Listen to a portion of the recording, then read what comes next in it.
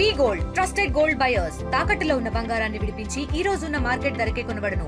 మరిన్ని వివరాలకు సంప్రదించండి 77107720. ప్రస్తుతం అమెరికా షట్ డౌన్ లో ఉన్నది. అమెరికా గవర్నమెంట్ మొత్తము బంద్ అయిపోయింది. ఇక్కడ ఎటువంటి ప్రభుత్వ సేవలు కానీ చాలా ఆఫీసులు కానీ పనిచేయటం లేదు. నేను మనోజ్ఞ ఆర్కన్సా బెంటన్విల్లే నుంచి మాట్లాడుతున్నాను.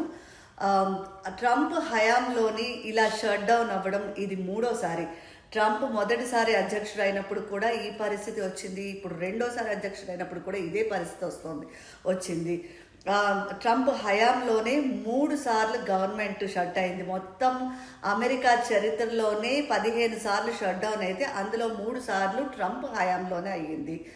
ఇప్పుడు ప్రస్తుతము గవర్నమెంట్ నడవడానికి ఏవైతే బిల్లులు కావాలో, నిధుల బిల్లులు ఏవైతే ఉన్నాయో అవి సెనేట్లో పాస్ అవ్వలేదు.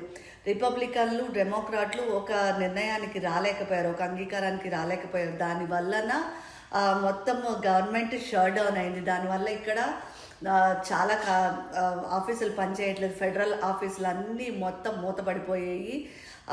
ఇంకా చాలామంది ఉద్యోగులకి జీతాలు లేకుండా అయిపోతున్నారు. ఇక్కడ ఆర్థిక నిపుణుల అంచనా ప్రకారము ఈ షట్ డౌన్ వలన వారానికి $15 బిలియన్ నష్టం వస్తుంది అమెరికాకి. అదే ఇది ఒక నెల రోజులు కొనసాగితే దాదాపు 8 లక్షల మంది దాకా ఉద్యోగాలు కోల్పోతారు. 8 లక్షల మందికి జీతాలు రావు ఒక నెల ఇది గనక సాగితే. అమెరికాలో ఇప్పటి వరకు షట్ డౌన్ అత్యంత ఎక్కువైన రోజులు 35 రోజులు. అది లాస్ట్ ట్రంప్ ప్రభుత్వము లాస్ట్ టర్మ్లోని ఫస్ట్ టైము ట్రంప్ ఎప్పుడైతే ఎలక్ట్ అయ్యి అధ్యక్షుడు అయ్యారో అప్పుడు 35 రోజులు ఇలాగే గవర్నమెంట్ పనిచేయలేదు. ఇప్పుడు ఎన్ని రోజులు నడుస్తుందో దానికి సంబంధించిన వివరాలు ఏం తెలియటం లేదు. కానీ ఎఫెక్ట్ మాత్రం చాలా భారీగానే పడింది. ఈ అమెరికా గవర్నమెంట్ షట్ డౌన్ ఏదైతే ఉందో అది ఇండియన్స్ మీద కూడా ఎఫెక్ట్ పడింది. ఎలా అంటే H1 వీసాల ప్రక్రియ ఏదైతే ఉందో అది ఆగిపోయింది. H1 వీసా కార్యాలయాలు ఏవైతే ఉన్నాయో అవన్నీ పని చేయటం లేదు.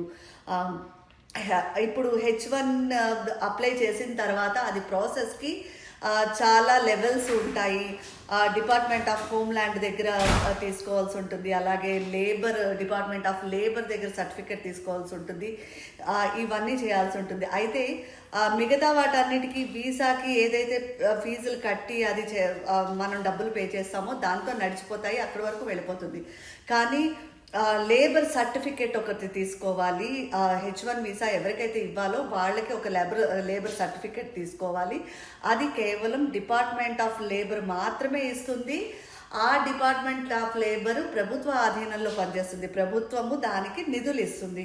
ఇప్పుడు దానికి సంబంధించిన బిల్ కూడా సెనేట్లో ఆగిపోయింది. అది కూడా ఆమోదం చెందలేదు. కాబట్టి ఇప్పుడు డిపార్ట్మెంట్ ఆఫ్ లేబర్కి నిధులు అందటం లేదు. దానివలన మొత్తం వీసాల ప్రక్రియ ఆగిపోయింది. వాట్ ఎవర్ కొత్తగా వచ్చిన రెన్యువల్స్, కొత్త వీసాలు ఏవైనా ఉంటే అవన్నీ కూడా ప్రస్తుతము ఆగిపోతాయి కొన్నాళ్ళ పాటు, గవర్నమెంట్ సెటిల్ అయ్యేంత వరకు అని చెప్పి ఇమ్మిగ్రెంట్ అటార్నీ నికోల్ గునరా చెప్పారు.